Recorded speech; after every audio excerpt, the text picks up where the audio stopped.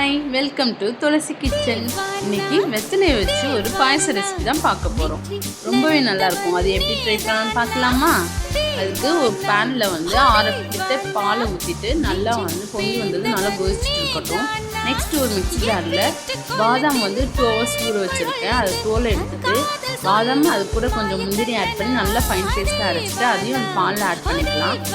ஒரு 5 tablespoon sugar add பண்ணியிருக்கேன். நீங்கள் சுகருக்கு பதிலாக கண்டன்ஸ் மில்க் ஆட் பண்ணிக்கலாம்.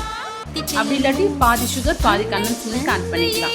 நெக்ஸ்ட்டு 3 வெத்தலை எடுத்திருக்கேன். அதை நல்லா பிச்சு போட்டு கொஞ்சம் தண்ணி ஆட் பண்ணி நல்லா அரைச்சி எடுத்துட்டு ஃபில்டரில் நல்லா ஃபில்டர் பண்ணி எடுத்துட்டு வெத்தலை தண்ணியும் பாலுக்குள்ளே ஆட் பண்ணி நல்லா மிக்ஸ் பண்ணிவிட்டு நல்லா வந்து பால் வந்து இதுலேயே நல்லா சுண்டி வந்துடும்.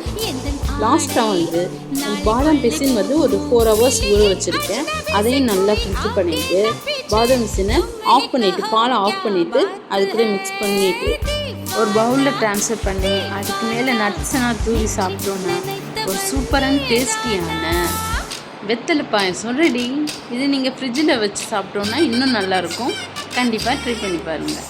இந்த ரெசிபியை உங்களுக்கு பிடிச்சிருந்தா நீங்களும் செஞ்சு பார்த்துட்டு சாப்பிட்டு பாருங்கள். நெக்ஸ்ட் ஒரு ரெசிபியோட சந்திக்கிறேன். பாய்.